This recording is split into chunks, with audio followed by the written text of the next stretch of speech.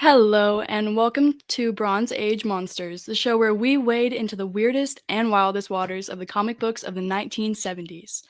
This season on BAM, we're talking about Damon Hellstrom, aka the firstborn of the House of Hell, aka the Exorcist Supreme, aka wielder of the Soulfire, aka Satan's son, aka the scion of the Netherworld, aka Sherlock Satanwhelp, aka the son of Satan.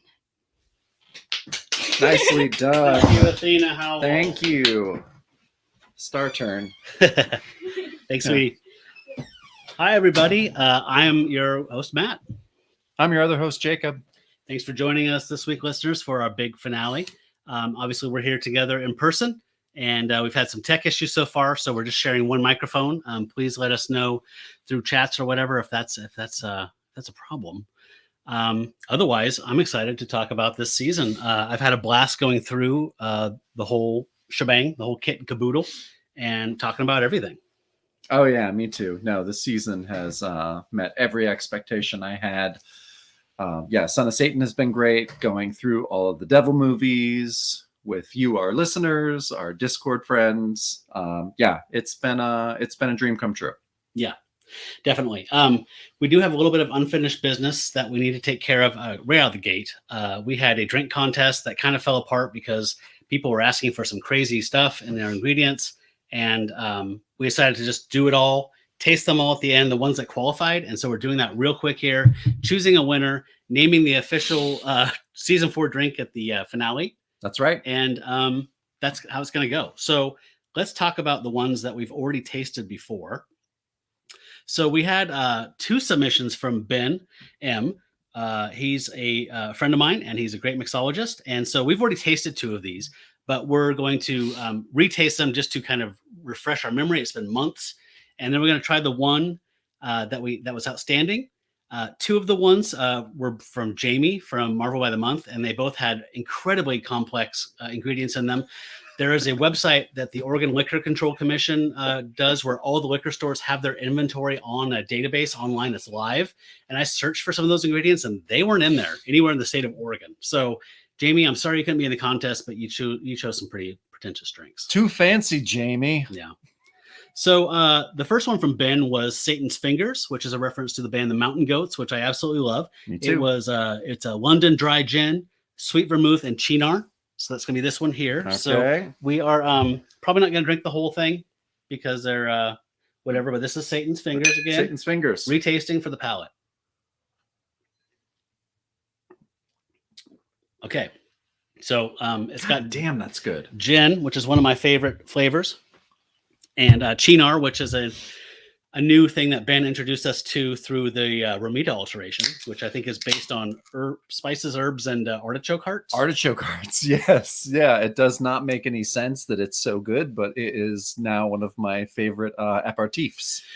So he kind of has this hardwired there. He knows the palates we like, right? He knows the palate. He knows that we're obsessed with the Mountain Goats, and we especially love the best ever death metal band out of Denton, and which the name comes from. So yes. Ben is kind of rigging the game a little bit. Yes, he is. And then from the Deadly Podcast of Kung Fu, we got a drink, the Kentucky Devil, and this one has some watermelon juice in it. So I got a blender out, a pureed watermelon.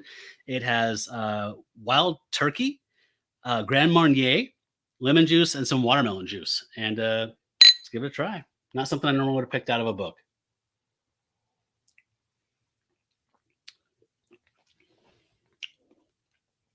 That's interesting. That is really interesting.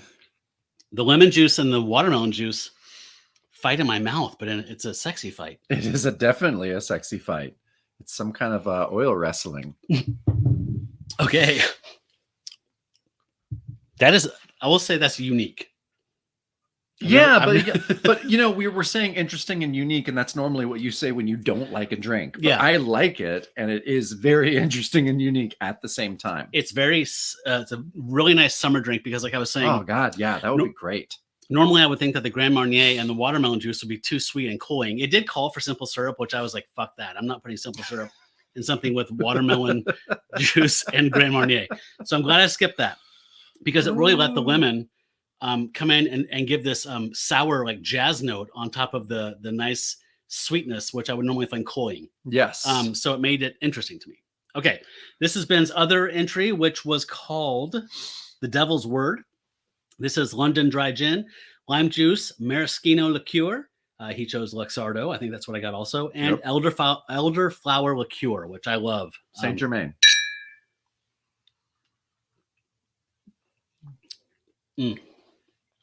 Okay. Oof. Do you have the information needed to make? What do I have to do to put you in a winner today? Yeah. For me? Yep. I I know in my heart what the winner is, so I just want to. you just you, No, I mean like if we're voting, if we're voting, obviously we're an even number pair, so yes, it's going to be kind of that is going to be kind of hard. But I think that I'm going to have to go. It's just my palate. I actually think all three of these are really, really great. I'm going to go Satan's Fingers. Okay. I'm going with The Devil's Word. Oh, all right. So I don't know what we do here. We have a tie, but they're both Ben's. Yeah. So there is no official.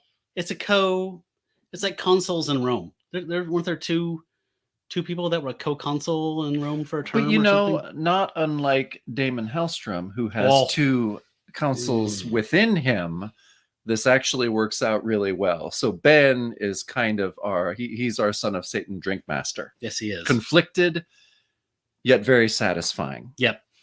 Okay, so The Devil's Word and Satan's Fingers are the co-winners, the Dark Soul and the Light.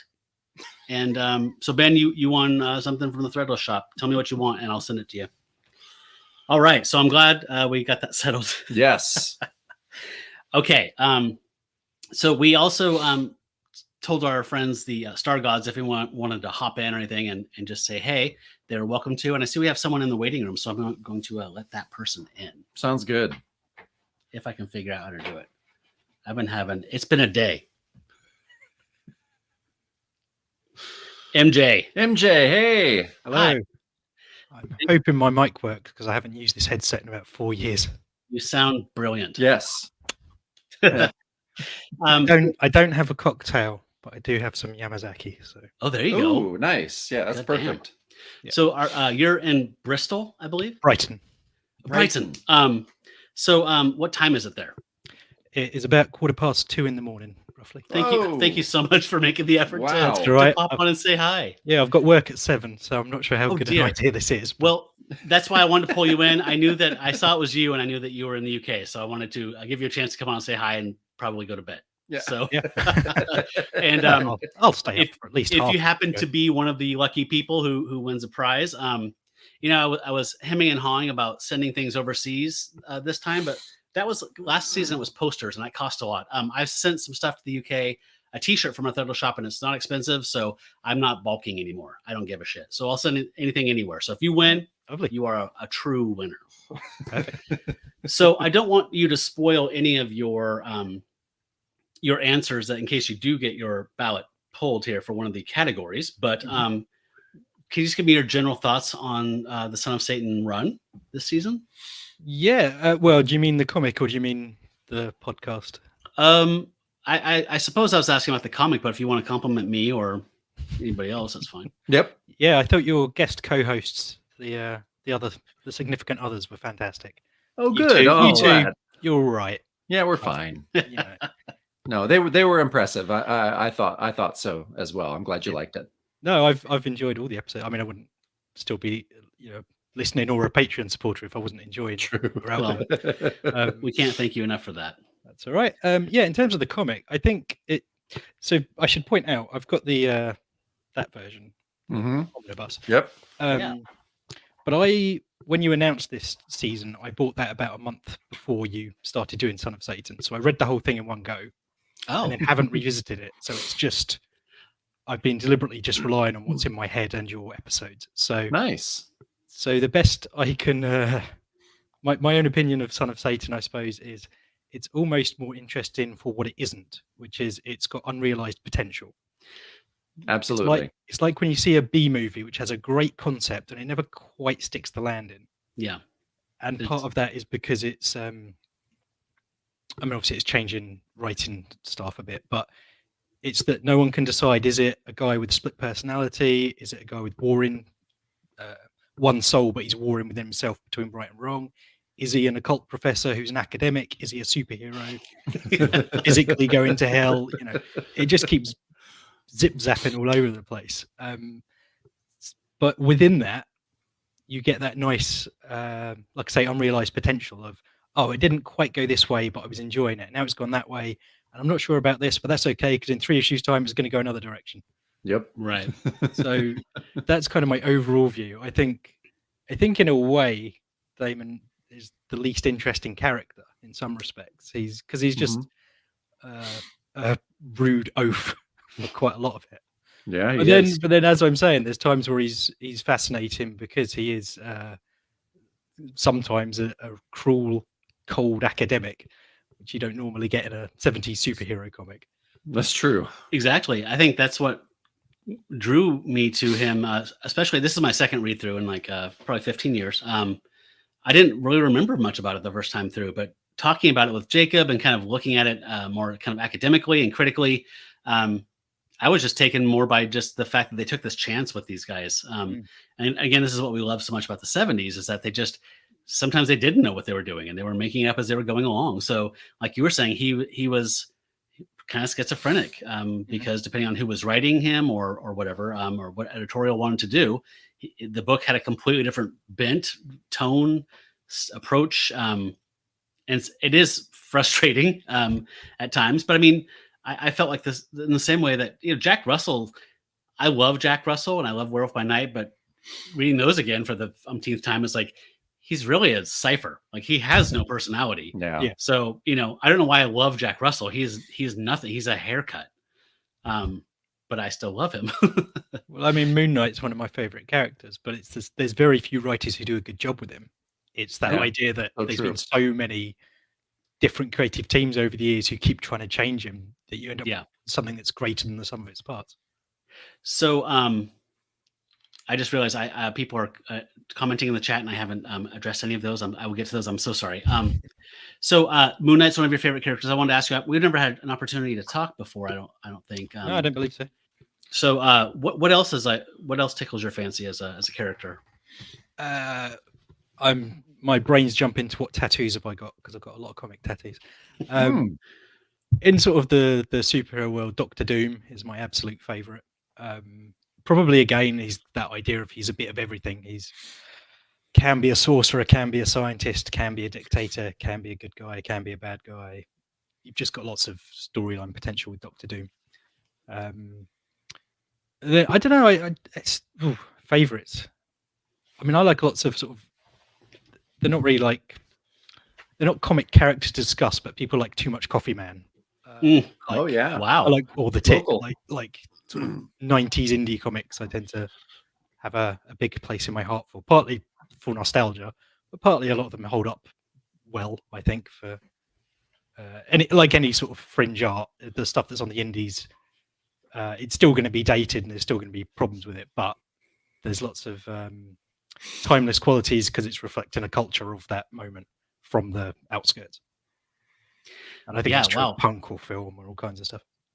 I'm still kind of reeling at the Too Much Coffee Man reference. That's I mean, you don't hear that too much anymore. No, that's like milk and cheese. It is. Well, Too Much Coffee Man also in our hometown. So yeah. What else can I name drop now? Scud, the disposable assassin. Or, yeah, there you go. Wow. Office Poison. So I'd like to know just the top 3 comic tattoos you have, because I'm assuming you have more than 3. Yeah, I've probably got 7 of them. It's amazing. Thank you. I've got a Sandman tattoo. Excellent. Which is really basic. It's only like a couple of black lines, but it's a copy of one Neil Gaiman sketched in a book for me. Oh, that's it. Damn. So I like that. Yeah, sorry. Yeah. Should have made that. I'm kidding. I assumed it was the Vertigo. Yeah, but I like that. I like that because, like I say, he sketched it in a book, and then I just had it transferred onto my arm. So amazing. I've got a Two-Face one, which is the two sides of the coin flattened out next to each other. Oh, nice. Oh, that's awesome. In fact, he's one of my favorite characters. I like Batman villains, and Two-Face is probably my favorite Batman villain. So that, and probably my Doctor Doom, which takes up my entire left inner arm. But oh wow, it's great, but it hurt like an absolute bastard. So, Yeah. I can imagine. Do you have that? What line of work are you in? I'm in software. I'm in Okay, QA, so nobody QA. cares. So yeah, no one's going to be offended by your many tattoos. Yeah. No, Yeah. it's weird as well because Brighton in England, I guess, is kind of like the closest equivalent is probably San Francisco or Vancouver. So it's kind of it's very left wing, tattoos and coffee shops and independent record shops and all that kind of stuff is everywhere here. So it's absolutely normal that I'm covered in tattoos and walk around in comic book t-shirts. And then occasionally I'll visit old worldy England. There's places called Rye or just York, places like that. Where Yeah. it's a bit more traditional. Walk in a tea shop and then I won't get served because I look like I've escaped from a prison in their minds. Is that true? Yeah, I've had that. I couldn't get served in a shop because I was not So fitting the decor. So stodgy. Wow, I had no Yeah. idea. It's very rare, I will say that. It's not the sort of thing that really happens here, but it's just little, Yeah. if Tim Tucker's on here, he'll know what I mean. There's Yeah. just certain Yeah, English yeah. villages you go to, and it's we don't want your sort here. Well, now I really want to go to Brighton. Yeah. Yeah. Yeah. Tim said he could not join us tonight. He'd be watching after the fact, but yeah, Well, he's had a Um, name check. What more does he want? yeah, That's well, right. he got a name Yeah. check, He'll so. be happy with that. And I see Jason. No, Athena is 16, so she cannot break any of these ties for us. Also, because that wild turkey, I didn't specify when I went to the liquor store, and they gave me 101, Oh, so it's very strong wild turkey. So yeah, Jesus. she's not ready for that. No thanks. So, Sorry to harp on with the cultural differences, but if she was 16 in England, not only would she have been drinking whiskey for many years, she'd have been doing it behind your back up to about 14. Now Well, you're doing it in front of And you. then in front of you, and everyone's just cool with it. Yeah, Yeah. well, you know, us Americans, we're we're Hey, behind. my the fiance's times. American, I understand. Yeah. whereabouts from? Buffalo. Okay, All right. She's a Buffalo gal. okay. Yeah. There's a song about that. Is that what they call themselves? Oh. So okay, cool. So how did you find our show, by the way? I'm always curious how people found us. Okay, I will keep this really short, but one of my favorite comics, even though I'm forgetting the number now because I've been drinking whiskey, it's Werewolf by Night, where Krog the demon appears. Something Oh, like yeah, number 8. 7 or 8. 7 yeah. or 8, yeah. And I've got that as a childhood memory away with my grandparents in Liverpool. We're just walking along. I find this comic in a secondhand market stall. Buy it. Great memory. And about, I don't know, 3 or 4 years back, I was just going, getting middle-aged, sort of looking it up on eBay, like, oh, I'm going to buy another copy of that because I know what happened to the original. And then I thought, I wonder if anyone's done a podcast on Werewolf by Night. So I just Googled it, and you guys There we came are. up. And so I went straight to that episode. And I thought, this is fantastic. I had such a good time listening to it, particularly when he throws like a roasted bit of chicken or wild bird at some rednecks. Mhm. Yep. One of It our just- favorite it moments cracked- as well. Yeah, like when I'm reading the comic, you're kind of aware of it, but you don't think too much of it. It's just a little scene. But then hearing you guys break it down it just made me laugh so much that I started then listening to all your episodes, and then that's led to me becoming a patron and all that kind of stuff. That's amazing. Yeah, that is amazing. I love that magic, that strangeness that happens that where you do read something like that issue, and you read it and you put it down and go, that was okay, that was all right.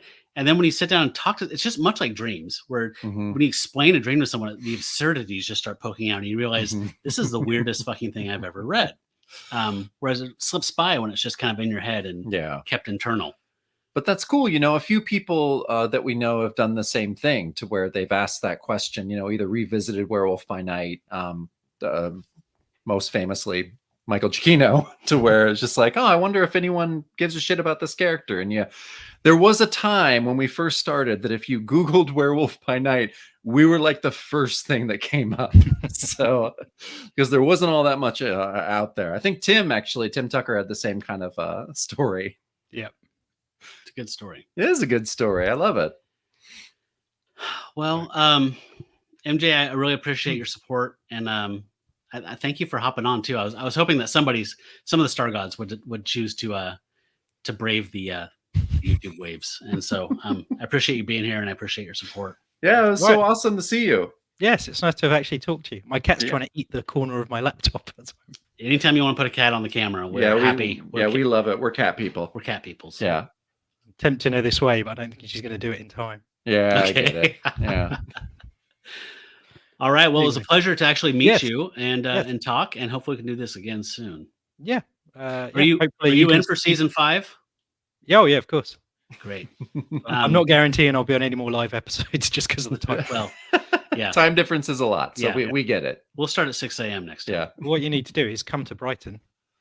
Do it. We'll do Hey. that. we would love that. I would love to get to the home country. I've never been there. Yeah. So I understand I'm Welsh, Scottish, and English. So Well, you're pretty well covered then for all of the. Yeah. Well, most. Yeah. Definitely. All right. Well, Great. again, thank you. And it was great to meet you. Yes, you too. Right. All right. All Take right. care. See you later. Okay. Well, that was cool. Yeah, that was awesome. For the proof that people that listen to our show are the best people in the world. I needed no further proof, but it's nice to get it. Cool. Okay. So yeah, I apologize for not keeping up timely wise on those chats. I'm caught up now. Yep, Um, we're good. We had a last minute tech reset, and so and my vision is not that great because I'm almost 50. Oh, So boy. yeah, I'll keep on pulling them up as they come up though. So hi Letty. Hey, Good to Letty. see you. So when do you want to start the actual ballot stuff? Because I'm ready whenever, but I don't know if you want to do any kind of dancing around it or like recap anything. I mean, we just published the last episode of the regular season Mhm. less than a week ago, so it's not like we have a big, we need to hug it out or like.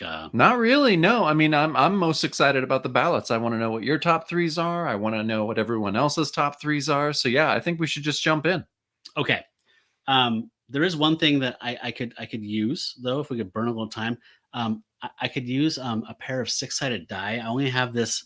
We don't have the champagne. We didn't print out the Yeah. ballot people, and so we're gonna have to roll die to determine whose ballots were who wins the prizes. Okay. And yeah, I need Athena to do that. Okay.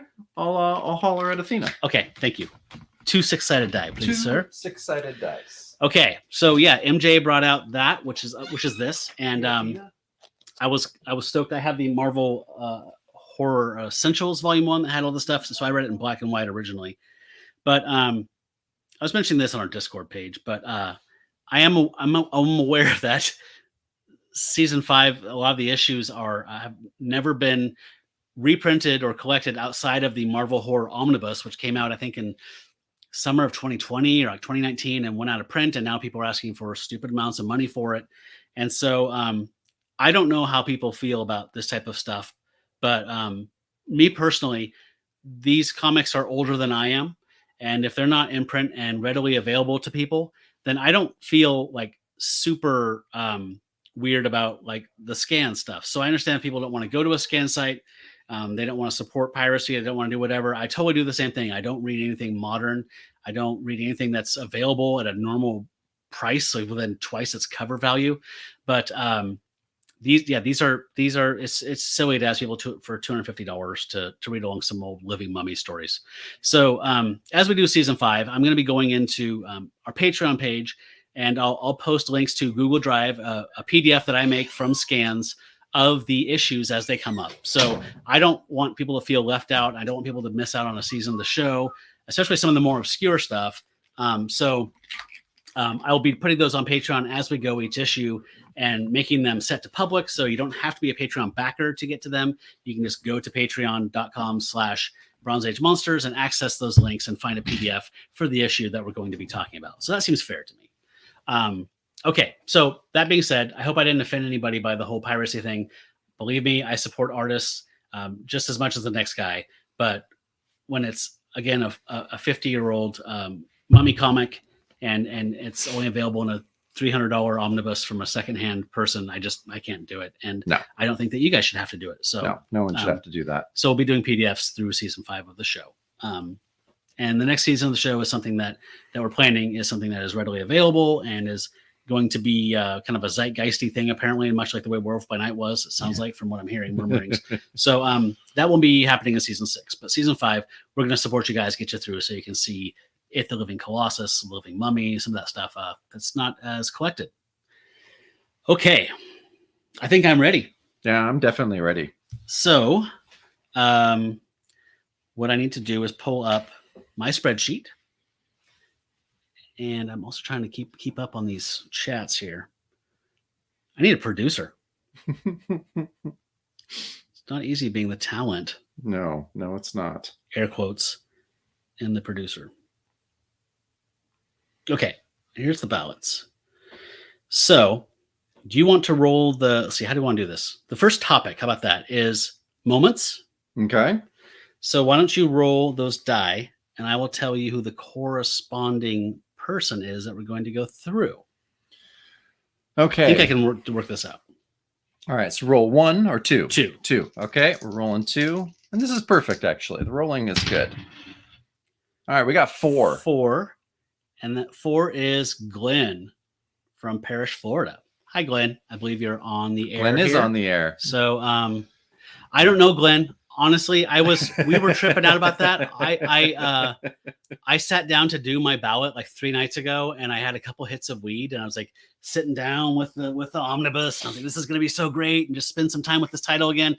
Labored over the 3 covers that I love most. Wrote up explanations for why and who the artists and inker Not were. even on there. And then I got down. I was like, well, that's not even on there. So I don't know. I'm sorry about that. But and Jason, I think some of it's on Marvel Unlimited. Like I believe the Brother Voodoo stuff is, and some of the stuff. I mean, maybe 70% of it is probably on Marvel Unlimited. Oh, that's great. Okay, yeah. I think it's just the Living Mummy stuff and like maybe Golem and like whatever. I think there's just a handful that aren't on there. So anyway, we've got Glenn's top 5 moments. So we're going to start. If you haven't been to one of our finales before, we start up from the 3, 2, 1, just to the rising suspense. We do the guests that we drew. Also, Glenn, by the way, I think you figured it out. You won a prize from our Threadless shop. So go in there and let me know what you want and DM me on the Discord, and I'll send that to you. Okay, so we start with number 3 from our guests, and then we talk about our 3s and count up to number 1. So top 3 moments from Glenn. His number 3 is, sorry, this is kind of small. Damon stops mid-exorcism to have a cup of tea. This is Marvel Spotlight number 23. Love it. And an honorable mention to all the other times Damon showed us his humanity by taking a break or taking a nap. Yeah. Honestly, one of my favorite things about Damon as a character, I just think it's a badass move. I think it's a power move that shows that he has more confidence than any superhero of the time. Because, yeah, he can just take a nap. He can just be like, I'm just going to go read for a bit, like mid-fight almost. And so, yeah, we love that. I love that. And like you said, Glenn, like that, it shows his humanity and whatever his human trappings. But I also love that he would stop and read a book. Like he's not afraid to go to the library. He's not. He's not Superman. He's not going to punch his way out of a problem. Yeah. Sometimes he goes back to the yellow pages or whatever of hell and figures stuff out. Why don't you give me your number 3 of moments? Okay, number 3 of the moments for me is from Marvel Spotlight 23. It's Damon obliterates the Dr. Catherine Reynolds copies in front of a horrified Catherine and Byron. Now, these are copies that Father Darklight made, and this is in a story by Steve Gerber. I think it's Friedrich Gerber and Buscema on art. But I loved that moment. I loved that page because it was really like, out of all the crazy shit that Damon took his full human compatriots on, they went back in time to fucking Atlantis. They did all this shit. But when Damon just, I think there's 7 copies that Darklight made of Catherine Reynolds. And yeah, he just burns them all in front of Catherine and Byron and their faces. They were so horrified that made my top 3. That was definitely on my tentative list. And specifically his reaction to it of like, what? Yeah, he's just like, this happens all the time. You guys are being weird. You're being too sensitive. Absolutely love it. Me? You. Okay, moments. Number 3. Speaking of Darklight, I was absolutely tickled when it was revealed that he essentially was a pile of cockroaches. He was. At the end of the issue, he was defeated, and his robe falls to the desert floor, and a bunch of cockroaches swarm away. Yep, that's all he was the whole time. There was a lot of surreal stuff like that I just absolutely loved. So that was one of them. Darklight, actually, I didn't think about him much after we met him, but he came up a lot as I was flipping through stuff. Like, he was cool. Yeah, he was really cool. He shows up on my list a few times. Awesome. Okay, so we're ready for another Glenn. Glenn's number 2 moment was Damon saves / berates / slaps Dr. Reynolds, Oof. then jets off on his trident like a rocket, telling her he'll be back for his check tomorrow. Yeah. Marvel Spotlight number 14. Yep. It's all just so wrong. I find it funny. I know I'm a terrible person, says Glenn. No, we laughed too. I mean, it is terrible, and we are all terrible people for laughing at that. Yeah. But yeah, I think it was Damon. Yeah, it was super fucked up. I mean, we commented a lot on how fucked up it was when we went through that issue, but also kind of hilarious. And yeah, I was actually surprised that John Warner's Damon actually was physically violent to a female as well. Like that seemed like something that was in the rearview mirror at that point for that character. You'd think so? Yeah. Yeah. It was a weird turn, but I get why that made your list. Yeah. And your number 2 moment? My number 2 moment is from Son of Satan 7 by John Warner and Sonny Trinidad, where Damon drops his trident during his battle with Mindstar. It's the ultimate badass move. We need an air horn on here because that's what my number 2 is. Oh, Trident drop. Trident drop. Son of Satan number 7. Yep. Yeah. Such a cool moment. Just the way that Trinidad drew it. I think there's like just 3 panels that are perfect. And Damon's face, he just has this smug, shit-eating kind of smirk on his face. He's just like, oh, you think it's this that gives me my power? You don't fucking know anything. And yeah, that's definitely one of my favorite moments. That's so good. Okay, so Glenn's number 1 favorite moment was Damon gets fed up and sends all the nihilists to hell. Let Dad sort them out. Marvel Spotlight number 23. Very good one, Glenn. Good call. Yeah, anything with the Legion of Nihilists. I mean, goddamn, so funny. Like everything about them was so funny. Yeah. So yeah, I fully agree. Absolute gold. Okay. All right, my number 1 moment from the Son of Satan run is from Marvel Spotlight 17. It's when he goes into the Primal Matrix, traveling with Zarad Na to the end of the universe, finding the Guardian Spiros atop the Matrix. This was one of my favorite Steve Gerber, Jim Mooney moments. Just again, I couldn't believe what I was seeing. There's a 3-page sequence of them, a giant, Zarad Na and Damon, and then they fly through the universe to the end of time and find this crazy hooded executioner on top of the Universal Matrix that might be God. So that's my number 1 moment. We might be spending too much time together. My number 1 moment is the universe is a matrix upon which Spyro stands guard, and he's Adam. And Marvel that's Spotlight right. 17. He is Adam too. I forgot that moment. But yeah, no, absolutely my favorite. I'm not shocked that was your favorite as well. Yeah. I don't feel like I ever recovered from that one. No. I mean, I've read a lot of Steve Gerber too, and I think that's the most Gerberian thing he has ever done.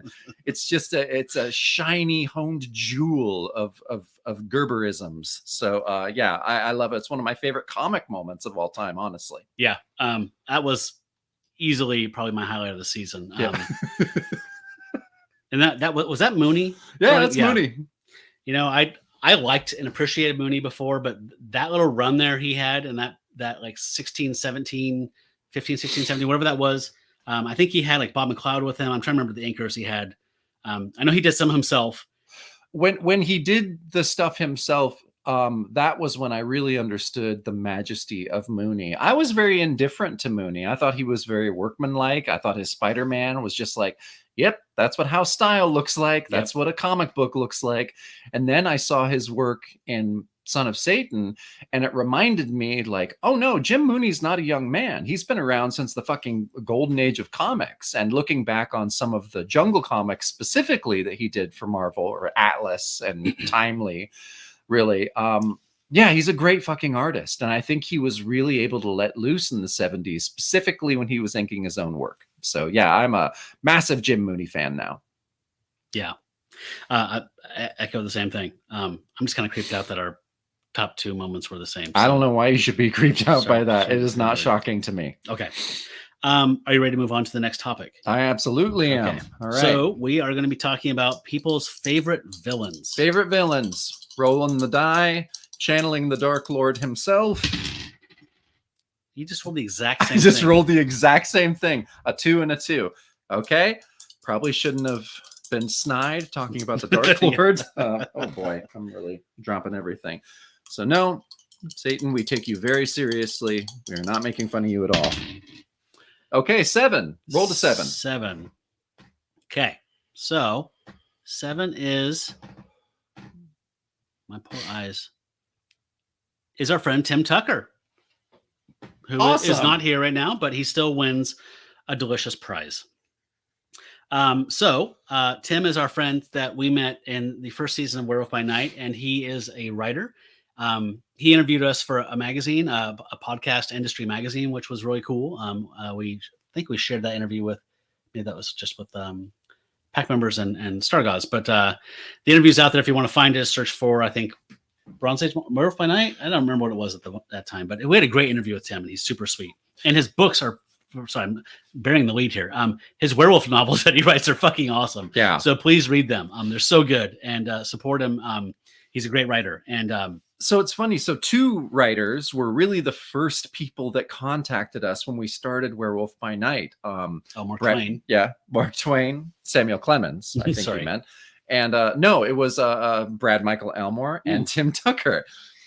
And yeah, Tim just emailed us out of that. It was literally probably one of the first emails we got. And he's like, I love the show. Let me be on. And we're like, I don't know about this guy. I don't know if we should let it. We'll see. We'll see. And then we met him, and he's been so great. He is one of our dear friends now. And he's amazing. And he's been on the show. Anyone who's listened since the beginning, Tim's been on many times, and we love having him on. Yes. And he also started a Simpsons podcast where he and another friend from the UK went through this very American TV show episode by episode and just kind of talked through it. We got to be on there to talk about the B-Sharps, the Beatles pastiche homage episode.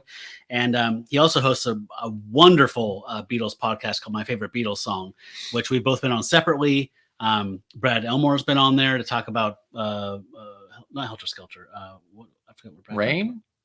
Mm, No, Happiness is a Warm Gun, right? Wasn't it? No, I'm totally. I blanking. can't remember. But yeah, if you haven't Tomorrow listened- Never Knows? Tomorrow Never Knows. Yes, Um, yes. Yeah. It's a great podcast. Yes. And I obviously I love Matt, I love myself, but we are the least qualified people that he has had on. He has people that have actually played, with the Beatles, Like people who were session on tour musicians with them. Who like played on their solo albums and stuff. it's a crazy amount of really impressive guests that he gets. So yeah, I really highly recommend My Favorite Beatles Song. Yeah. Favorite spelled with a U. Yeah. Yeah. He's nothing's perfect in this world. Okay, so Tim's number 3 villain was, as a whole, the Legion of Nihilists. No, excellent choice. And I saw some love throughout this. I did look for patterns in the data here. And a lot of people like them. I mean, there's that's also very Gerberian, right? I mean, Oh, absolutely. Yeah. I- Goofy doesn't make sense, but is also awesome at the same time. Like that's the definition of Gerberian.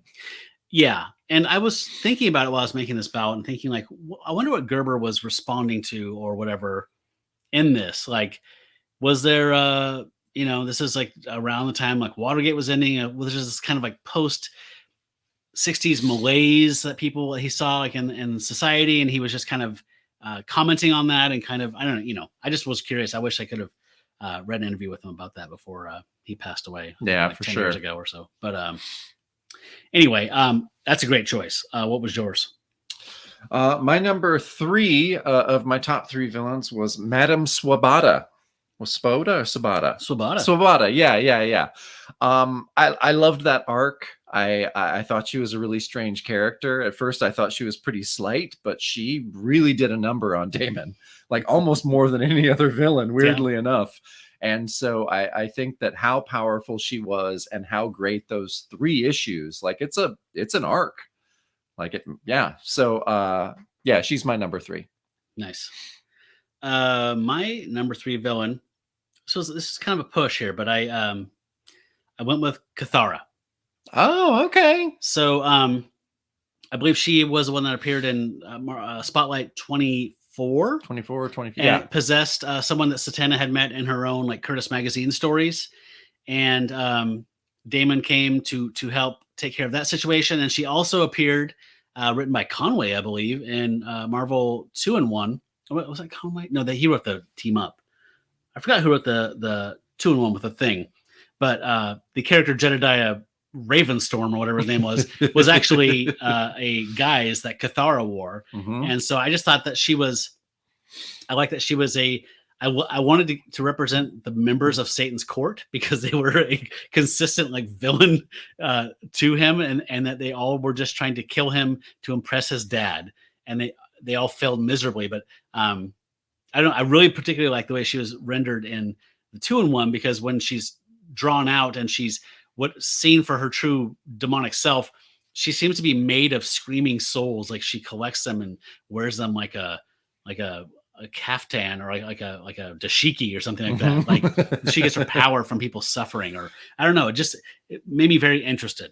But she been a very also a sad end. No, I'm glad that you're representing Satan's court, because I mean that was one of my favorite things. That was a through line, that whenever any of his court appeared and talked about how important they were and how strong, and Damon was just like, "Who are you again?" Yeah. Like, no, it doesn't ring a bell, and which just infuriated them Yeah. all the time. And yeah, that was I love that. So yeah, nice choice. Thank you. So Tim's number 2 is one that I came up a lot also, which is Alatu. Nice. The demon from Madhouse / Demon Who's Got the Demon. That's the Gene Colan run, yeah, or Yeah. the 2 issues. So yeah, I totally understand that. And she came up again. Didn't she pop up again later? I think she did. I think she did. I think she did. So yeah, I absolutely loved her as well. Tim's not here to represent his choices, but I felt that Gene Colan's, particularly issue 18 of his 2-story thing, the first one, was absolutely cinematic, a complete. It's like MJ was saying at the beginning of the show. Like part of what was frustrating about this series was like all of the potential that was kind of played with and abandoned and walked away from. So I think Brad was the one that was saying, like, when you guys get to 18, you're going to flip your wigs. It's the most cinematic, like it's a movie It in a is. comic book format. Absolutely is. But the way she was rendered, like with her flesh just blistering and rotting, and I mean, she was horrifying. So I felt that she in issue 2, her power kind of flagged in the sense of because she got overpowered and she was just pogo sticking around everyone in all the she did story. was just jump from body to body and being like, "Look at how great this is," and we were like, "Eh." But, yeah. I also felt Colan's art wasn't as strong in issue 19 as it was in 18. No. 18 to me seemed like a top shelf, like he drew his ass off for that one. And Yeah, he did. and 19 felt a little rushed to me art wise. So good choice there. Your number 2? My number 2 would be Father Darklight from Marvel Spotlight 23. We made fun of him a lot, and just like Matt said earlier, I didn't think that he would come up again. I thought he was kind of lame at first, but I just kept thinking about him. I loved his goofy, opposite speak. I loved that in the end he's just made out of cockroaches. And also from Marvel Spotlight 23, I have to give an honorable mention to Trog, the future man from 1 million BC. I almost playfully put him in here just because. I almost did too. And so I'm like, no, I can't. But I'm going to mention him. I'm going to do an honorable mention when I talk about Father Darklight.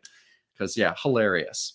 I was the same with Fraxix, Oh, yeah. who we saw for 2 panels before the Possessor obliterated him from all the Nether Realms. So my number 2 villain is Mindstar. a guy that I didn't take much of a shine to when he first appeared, to be honest. And that cover, that was, I think, a Wilson cover, Yeah. didn't do it any favors, making him seem like someone that would be fighting Tony Stark. But once we got into that character, particularly when it was revealed that he was empowered by Anubis, and so his whole aspect in the etheric and astral realms was a projection of those types of like, like almost like fetishistic. Yeah. I found him utterly fascinating, and the fact that he is a wheelchair-bound, like angry man who somehow. I mean, I went on and on about this in that episode for issue 7, but like just the fact that I want to know his backstory. Like he was enticing to me, and I think he was set up to be a big bad who was probably going to be around quite a while. And I think Warner was forced to wrap that thing up real fast and just kind of end his saga. Yeah, but I also got shades in that last issue, and I know so much was compressed in that issue, but I also got like, he's going to be a big bad, but maybe Damon's sidekick in some adventures as well. Like, I don't know. I thought there was endless potential there, and it was sad we didn't see him again. Yeah, he definitely had that kind of Doom or whatever kind of vibe where it's like you could see him like angrily teaming up with Damon to do something just for the betterment, like for the sake of humanity, but being very angry about it the entire time. Oh yeah, and almost angrily being we're not so different, you and I. Yeah. Now we have a common enemy, which they did in 7. They teamed up because they had a common enemy. Yeah. All right, so Tim's favorite villain was the Possessor. The Possessor is all over this spreadsheet. Not a shock. Not a shock at all. I'm not going to put words in Tim's mouth. So I'm just going to let that stand. I think that we talked quite a bit about him. I think the main thing to take away was just like, wow, the second issue of this guy's book, the entire thing is dedicated to a very detailed flashback Super of a Carney kid, Carney's son. Ballsy move, man. Yeah, it is. Very red ballsy move. Yeah. Even. Red balls. Who was your favorite villain of this run? Guess what? It was the Possessor. Yep. Extended origin, costume, the red balls. I'm a super fan of all of it. I just thought I loved how much care went into his story. And yeah, the Carney who witnessed his father, kill his mother brutally with a rock. I mean, just his entire character arc was so interesting, and John Warner spent so much fucking time on it that this was going to be a huge character in the Son of Satan storylines. So that was no question for me. Possessor's number 1. He's also my number 1. I knew it. Yeah,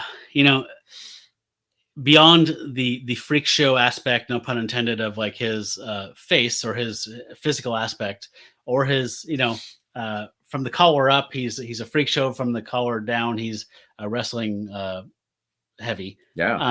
Heel, I guess is what the term is. But his backstory was so thought out and nuanced and cared for, and he was another character that I would see being a major antagonist of Damon Hellstrom throughout his life and journey, were he to have stayed at District U and had another 5 years of stories.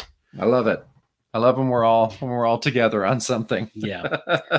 All right. So our next topic is going to be top 3 issues. Top 3 issues. All right, here we go. 12, and that is David Goodwin from San Diego. Excellent. All right. So, these ones are kind of harder to do, especially some people wrote in and said why. Some people just wrote in and just said their favorite issues, which is totally fine because there was no clarification. So I'm here, so I'm going to talk about why I chose mine, but David's not, so he can't. His number 3 was Marvel Spotlight number 18, which is Madhouse, which was that first Gene Colan story. Hell yeah. I'm not going to put words in David's mouth. I don't know why he chose that one, but I know why I would have chosen it. Oh, it's amazing. The art alone is just, but there were so many things about that issue I loved. So not a shock. And yours? My number 3, top 3 issues was Son of Satan 3, the finale of Homecoming. Nice. Yeah. So I had a tie. I know I shouldn't do this, but my number 3 was a tie between Son of Satan 4 and 5. I couldn't decide what I liked more about the Minds Assassin / the start of the Mindstar story because Prelude. we Yeah. meet it really is one story. So I felt like I couldn't choose between like Damon arriving and meeting the faculty and that kid dying and then like finding out the revelation of the Mind Star. I copped out and just said I couldn't choose between 4 or 5. That's funny because if I had done that, that's something you would have chastised Oh, me for. totally. Are you kidding me? So it's a little strange, but I'll allow it. Yeah. Well, Yeah. I knew I could pull it off live. Yeah. And you wouldn't There you go. And you you would- did. you wouldn't be a dick about it. Nope. All right. The second one from David is Marvel Spotlight number 24. I believe that is the one where Damon faces off against his sister. That's right. And Cathara. Yeah. Obviously, we love that one. Yeah, that was a great one. Don't remember who the artist was for that one, but I think that was that a Filipino artist? No, No, we not hadn't yet. got there yet. Yeah, I like that story, and I like seeing Satana jump over from the black and white books and them try and grapple with that. And plus, it wasn't that creepy pseudo version of her where she made out with him, which Ooh, I think boy. wasn't actually her; it was a vision or Yeah, or that was something. rough. That was rough. What was your second favorite? My second favorite was Marvel Spotlight 15, Black Sabbath. Oh, Where that's such a good one. It's a great issue. I went back, as I was choosing issues, I was kind of like skimming issues, and I went to Black Sabbath. I'm like, I'm just reading this whole fucking thing, and I was like, well, that's obviously on my list. He fights cult members Yes, he and does. demons. He fights demons on top of the St. Louis Arch. Yeah. So I was just, I fucking love that issue. So yeah, that was my second one. Great art in there. Yeah, I really great lingered art. on that one while going through the trade and picking stuff. Definitely hung around that one a bit and enjoyed that. Especially that one. Is that the one with the full page spread of him on top of the arch? As Oh yeah, yeah, that's so good. yeah, that one's awesome.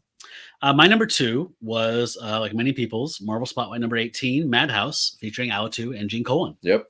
I said it before, the cinematic storytelling from Cohen, the moody shadows, all this stuff, very cinematic. And I go back to it frequently. I hung out on those pages while doing this ballot and just looked through them several times, not even reading the words, just looked at the, I mean, there's so much beyond, his moody art and whatever. Like there's also just some fun stuff like me just identifying with Damon, like him not wanting to go to a faculty party, like That's right. hang out with a bunch of professors and the dean. Like, yeah, that fucking sucks, man. I hate people too. Like, I don't want to go to a goddamn party. No, for- none of us do. people's We, work. we were all Damon in that issue.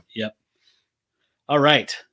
So the number 1 is Marvel Spotlight number 17, which is the I think we're just calling it the Matrix issue. Yes. The Zeradna Spiros, whatever. Yep. That's gonna show up a lot. I think that did show up a lot. I mean, everyone loved that. So yeah, not a shocker there.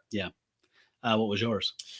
Well, I went a little different. I was going to do Marvel Spotlight 17, but I instead did Marvel Spotlight 16, 4,000 Holes in Forest Park. It's the beginning of the Zeradna, ancient Atlantis, Matrix, Atom God.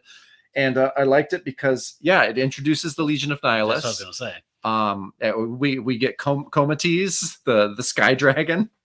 We get and it's the beginning of the Zeradna storyline, and it's also the issue that I actually physically owned and mercilessly chopped up to make buttons. So I have a little bit of a soft spot for that issue, so that was why it was my number 1. That I have very fond memories of that one because I feel like for me, when Gerber took over, we were both excited about it because we love Gerber, and we got that weird Crystar ice demon guy, and I was just we were warned by Brad too. Like it takes a couple issues for him to kind of get going, but still, that was the first one where it's like there's a Beatles reference in the name. You meet the Legion of Nihilists. It was so Um, awesome. It was just it felt like okay, here we go. Like Mhm. that. So I love that one as well, but it was not my favorite. I have to echo our friend here and say that Marvel Spotlight 17, In the Shadow of the Serpent, the culmination of the Atlantis trip, that just blew my, like that is everything. Like that's just putting your hand up my rear and working Yeah. like a puppet, like traveling back to Atlantis, having Adam, the first man, be a disfigured villain guarding Hooded. Yeah. the Kirby crackle that is our entire universe. It's amazing. I can't get my head around it, and so I No. can't stop thinking about it. No, I had that one as my top issue, and I think I changed it to 16 to just be like, no, I'm going to choose the prelude because 17 shows up so often in my top threes. I was like, nope, got to mix it up. But honestly, I mean, it is probably my favorite issue. Are you ready for storylines? Yeah, I'm ready. Okay. Dark Lord. Ah, hell. See, you say that, and I then know. you drop it. I know, I did. Okay, I'm going to roll it again. 4. Okay, no, we already did 4. Yep. 9. Okay, 9 is suspense is killing everyone. Steve Lacey from Seattle, Washington. All right, nice. Steve, you're going to need to reach out to us at bronzeagemonsters@gmail.com after you go to our Threadless shop. That's threadless.com/bronzeagemonsters and pick out what you'd like and let me know, and I'll send that to you. Yes. And send me your address, please. All right, so Steve's favorite storylines. Almost there. Sorry, this is really cumbersome to go through. All right. Sorry, I just lost him. What was his number again? Sorry. 9? Yeah, his number's 9. Okay. Oh, there we go. All right.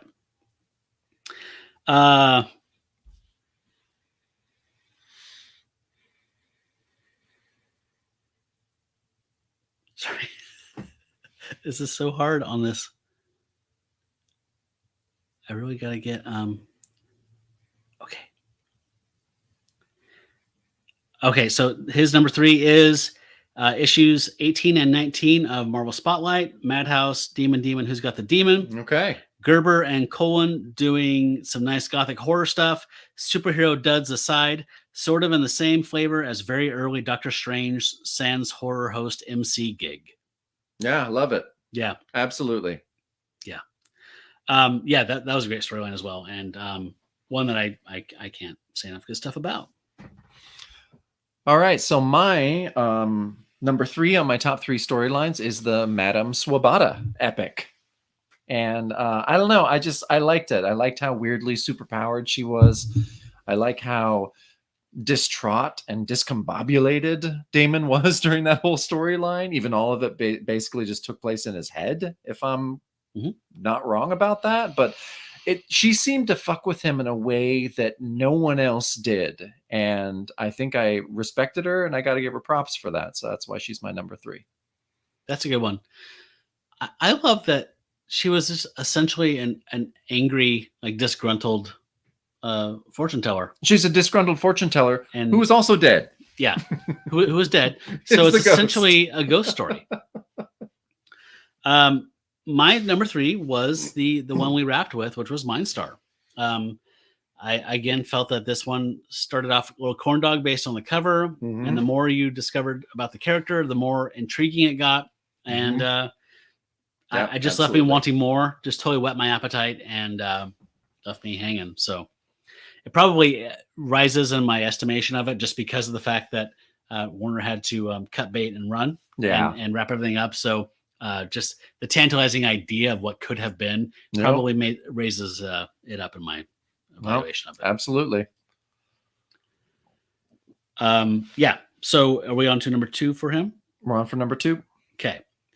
His number 2 storyline favorite is Marvel Spotlight 24, Walk the Darkling Road. That's a 1-issue storyline.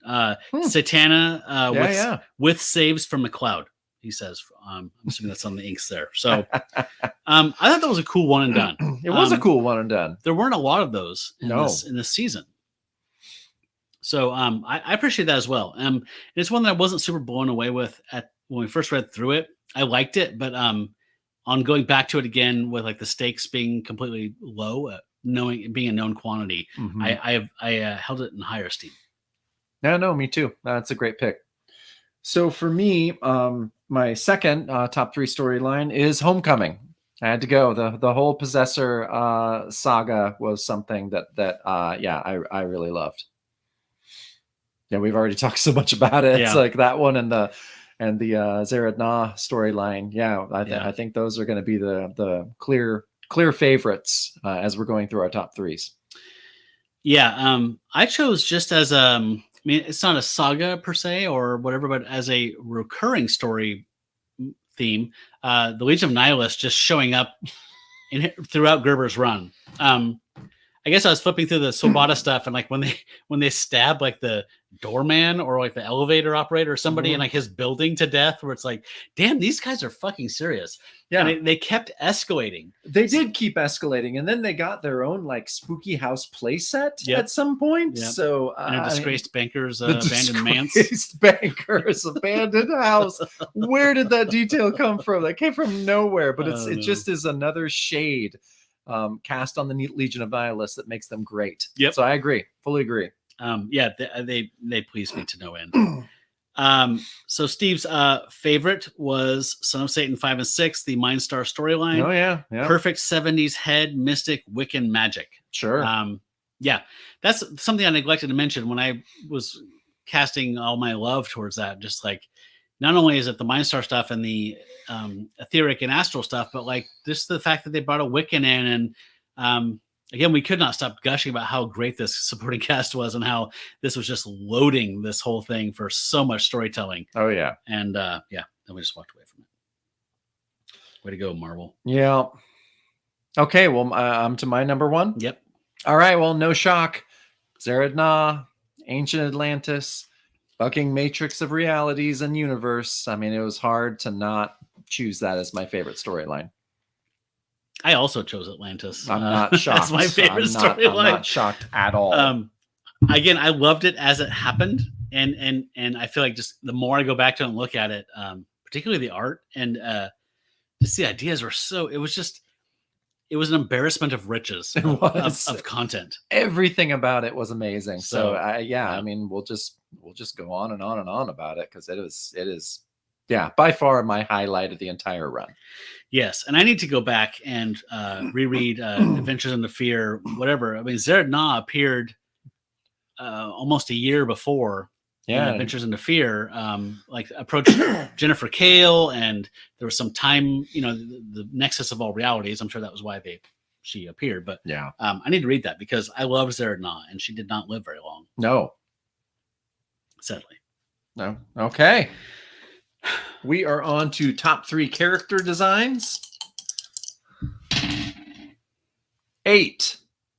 Did we already roll 8? Let me see. Yeah, that was. Oh no. 8 is Jason Feinstein. Oh, Jason. from All Brooklyn. right. Jason's here. Jason, all right, we're gonna hear about your favorite. Where are we at? Designs. We're at top 3 character designs. Okay. Again, apologies for this clumsy interface here. Jason Feinstein. Okay.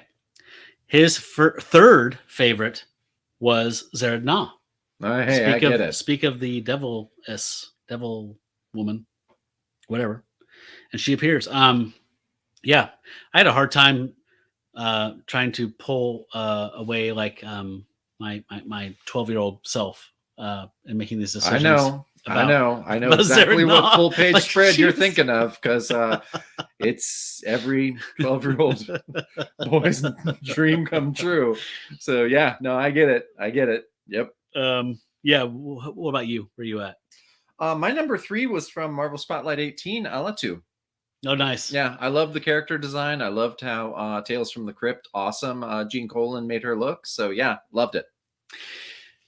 Yes. Flipping through that again, there was just some cool moments. Like there's one where I forgot what it was, but there's like shadow over half her face. So like you just see like her eyes coming out through shadow, and then like the bottom half of her face, like not just haunting It stuff. was awesome. It was, as far as character designs go, yeah, I loved it. As far as the demons and Satan's court, like that one was right up there, number 1 for me, and of his court. My number 3 was Nightfire. Ooh, I never got over how fucking cool that guy was. I never did either. And I can't believe that he carried the possessor off over his shoulder in a fireman's carry, and we never saw either of them ever again. Nope, they were going to have so many adventures. He was going to together. rehab. Yeah. What was his name? Raphael Yeah, Zoran. Raphael Zoran. He was gonna give him a second chance. He had no, that was awesome, and his character arc, and specifically his design. Both of you and I talked about how we want that. We want that action figure. Yeah, I'm not even gonna belabor the whole like why Nightfire was a cool fucking character. Just the way he looked, just his design. Mhm. I felt like it was that type of thing where you're taking Warner was taking like negatives or racist tropes and turning them into strengths. Yeah. So the red skin became this like rock hard stone red skin. Yep. And his glowing eyes, which show that his magical power and his inherent like shamanic abilities from within. I just thought he was fucking fascinating. Yeah. He looked fucking cool. Every panel he was in just hummed with coolness for me. Yep. Absolutely. So right on. Okay, the second one from Jason was Baphomet. I don't know which Baphomet this is because there was two. There was Baphomet that we met, I think during the Tarot Card Saga, and then he meets him later in the Warner run. He's like, no, I'm not that. This is me, or was it? Remember when he's like, no, that was your dad. Yeah. I'm actually me. Like he uses my form all the time. It's like cashing bad checks. Like no, your dad goes around town and look dressed up like me all the time. Yeah, it was. Awful. I'm gonna guess, Jason, that the first Baphomet design is what you were talking about. I would guess so, right? Yeah. From the tarot card stuff. He was amazing. Yeah, totally amazing. Yeah. So my second was Mindstar. As much as and we made fun of his character design at first. Yep. Again, it was an Armor Wars kind of thing, but the more that Trinidad kind of fleshed out his design, I think by the last appearance of Mindstar, which is in Son of Satan 7, I loved it. I thought it was a cool fucking design. So that's my number 2. That's a good one. Again, I felt like we talked about this a bit in the episode, but I feel like the Wilson cover was trying to pull people in to buy it and selling a bill of goods that wasn't in there, because you open that cover up and that splash page of Trinidad, which has that big, huge, like disembodied head of Mindstar with Damon standing there. Completely different vibe. Yeah. Totally different read. And I was instantly sucked into like, this guy is different. Like, yeah, it's awesome. This guy, another thing, that's whatever, Centurion, that's stupid. But I loved his design as well. Where are we at now? You're number 2. My number 2 is Alatu. Nice.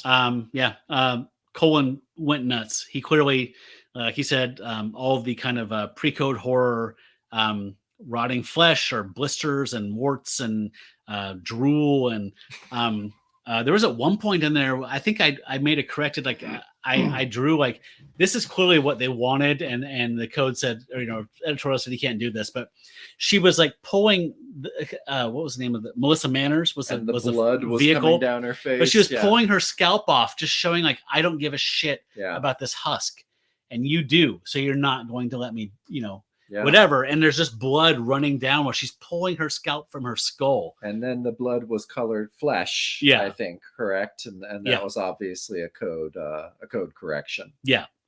So anyway, I thought she was the most haunting design as far as a character that we saw. Yeah, I get it. And so the final one here is Son of Satan, Obs. Okay. And there's a lot to be said for that. There is a lot to be said for that. He's one of those people that people like to take shots at because, well, let's face it, he's walking around shirtless and he's got gold boots on and whatever. But high collar takes a lot of balls. It does take a lot of balls. I love the design. I think it's iconic and I love it. Yeah. Me too. So your favorite? My favorite character design of the entire run was Nightfire. Nice. I loved it so much that I didn't even have to think about it. As far as like you said, favorite character design, first thing that popped into my head was Nightfire. For some reason, I mean, aside from all that you were saying about the kind of, taking these tropes, turning them on into strengths. I mean, philosophically, it's an amazing design, but also I feel like Nightfire rekindled some kind of childhood fire in both of us. So we're just like, oh man, like you look at his character design and what he becomes, and you become 8 years old again, and you're just like, yeah, this is so cool. So yeah, that was a no-brainer for me. Yeah, if somebody out there makes custom figures, got 2 standing orders here for Nightfire figures, because I would display the shit out of that. Okay, where are we at now? Mine. Yep. So my favorite character, again, this is probably hormonal tween, Zered Na. Oh, nice. Platinum hair, the metal bra, looming like the size of a blue whale in the cosmos while Damon floats up to her in the astral plane. I was instantly in love. And then you see her at the next panel, just a disembodied head with like spirals behind it and concentric circles. Like they're flying, just heads flying through space and time to go meet Adam, who's a disfigured, hooded creature who guards the Universal Matrix. Yep. So I absolutely loved her. I couldn't get over how cool she looked. Yeah, agreed.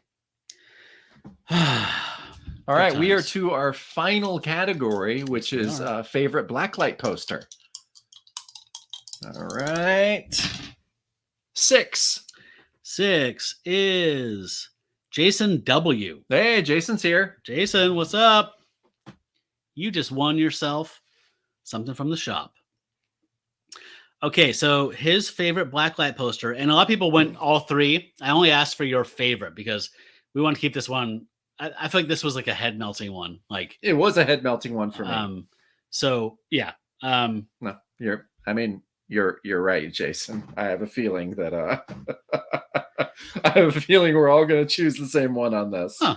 Well, let's see. We'll see. Okay. Jason W's was page 12 of Son of Satan number 7, the top panel, which was when Brett Carson says, "Guys, look over there," Yep. and they all turn and see Anubis's onyx palace Yep. with sphinxes and jackal statues and blah blah. Yep.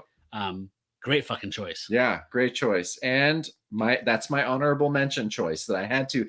That was I was going between 2 for so long, and obviously you probably know the one I chose, but yeah, but that Egyptian, because it's already a blacklight poster. Like, I mean, the colors and everything, just fucking amazing. No, my favorite one is gonna be Hooded Adam atop the Matrix. That is the blacklight poster that I want more than anything.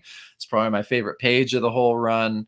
We've talked about it so much already, which I'm not shocked. But yeah, that was my number 1 pick. That was my second choice. Ooh, all right. Yeah. Unfortunately, my hormones won out. And Oh, I went with again. Zered Na.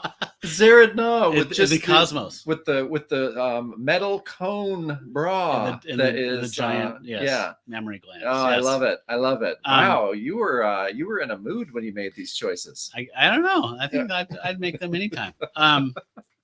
Yeah, I just honestly the artistry on that page as well, like the angles and like just the execution of the panel is amazing. But yeah, it is stoner heaven to me. Just the little Damon just kind of floating like because I love that she approached him before and she's like, they're on the boat. Remember, they're running away from Atlantis, and she's like, we don't have time for me to like bring you here physically. Can you shed your physical form and join me in the astral plane? Like, I already love her. Like, I love women who practice magic in comic books. It's just like a weakness of mine. And isn't that like when she said that, isn't Damon like, oh yeah, I think I can do that. Yeah. She's just like, just do it. Yeah. God, you should already know how to do this. I loved her. I loved her energy and her vibe coming in right away. Just kind of being like, Jesus, kid, will you get on the same page?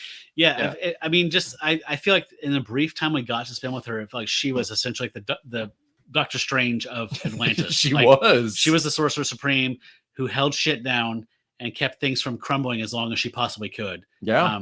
That catastrophe. And so I also got just crushed on her because of that. And then, the platinum hair, the kind of Gwen Stacy thing going on, the metal bra. Yep. It's a done deal. I get it. So yeah. That was awesome. We did get some notes, but I didn't ask for permission to read anything. I don't know if we should or not, but If anyone who's here in the feed. let's see here. I don't know. Was Steve actually here? I don't think Steve's here. I don't think Steve's here. See, Glenn gets it. Yeah, I figured Glenn would get it. Yeah, I won't read any emails Sure. we got during this time. But yeah, so folks, if you won a prize, thank you so much for filling out a ballot. That was much appreciated. This is my favorite way to end a season. I absolutely love doing this with you. Yeah, it's so much fun. Everybody out there in YouTube land. I love hearing everything. And Brink says, did anyone mention that the matrix is a carbon atom? Yeah. No. 6 electrons orbiting the nucleus. Atom is riding one, makes it carbon. Wow. Wow. And it's the most basic element in all life. Brink with the scripture. Woo! I Damn. love it. That's so great. That's so cool. What else can we say? I mean, I feel like we just did the hell out of this. Yeah, I feel like we really covered a lot of stuff. And no, I mean, and talking about our favorite moments always just gives me the biggest smile, and I get so excited just reliving all the stuff that we loved. And I love hearing what our friends liked as well. And I love seeing the patterns, what everyone's highlights were. And yeah, so this is, I agree, fully agree. This is the best way to end a season. Totally. Wow. Okay. So that was great. And I think now we should probably just, should we sweep up the pentagram? Sweep up that spotlight pentagram. Yep. All right, guys. Thank you so much for joining us, and thank you for listening along the season with us and being around. Lots of you folks are on the Discord with us. We love talking to you there as well. We're taking a month off. We'll be back in the middle of September, starting off with the season 5 Bronze Age buffet. And I believe the first story is Supernatural Thrillers number 5, which is The Living Mummy, and his first appearance. And that is, like I mentioned earlier, going to be one that's going to be on our Patreon page for anyone to access. You don't have to be a member. It'll be on my Google. It'll just a link to my Google Drive to download a safe PDF to read it, because I think the Living Mummy stuff is not collected outside that omnibus. So, we'll do that, and we'll take a break. And we're going to talk about the watch along that we are going to do. Oh yeah, mention please. We have a bonus Give me watch one of along. those last Devil's Word. Yeah, why don't you have one of these? You voted for it. So we are going to do one watch along on our month off, and it's a movie that we hoped, or Matt hoped, that we would pick over and over and over again. What's the name of that movie? Race with the Devil. Race with the Devil. That's Peter Fonda. Warren Oates. Warren Oates. Yeah, tons and tons and tons of different, really good people. Like, there's a lot of people in that. Yeah, it's I love 70s road movies. So it sounds like basically it's a road movie. Two couples on a trip through the desert or something like that, and then they get targeted by a satanic cult who decides to hunt them down and kill them. It's all over my DNA, man. That's just my thing. Yeah, so we're going to post about that on our social media, and we're also going to post about it on the Discord. I think everyone that's on here right now is already on our Discord and has watched along with us. So yeah, definitely click an invite so you can get a reminder to that, and we'll have the date soon, and we'll be posting it. Also, we mentioned this on the bonus show, but that just came out today, so probably people haven't had a chance to watch that who are Patreon supporters. But we did mention that we were lamenting the fact that we didn't get any Triple Jeopardy. We didn't get any Christian scare films from the 80s, which we were really hoping to get. So we're going to start off Race with the Devil with a short 80s news piece from like 60 Minutes or something. Yes. Talking about the satanic panic that at the time they thought was a real problem. Yeah, that's a great idea. Yeah. And that's going to be really fun. It's going to be our nice little celebration to end the season. So I hope you can join us. Yes. All right. Well, until we meet next time, not next week, for the last time, by the 7 circles and the Hadean chimes, stay bronze, Pony Boy. Stay bronze. All right.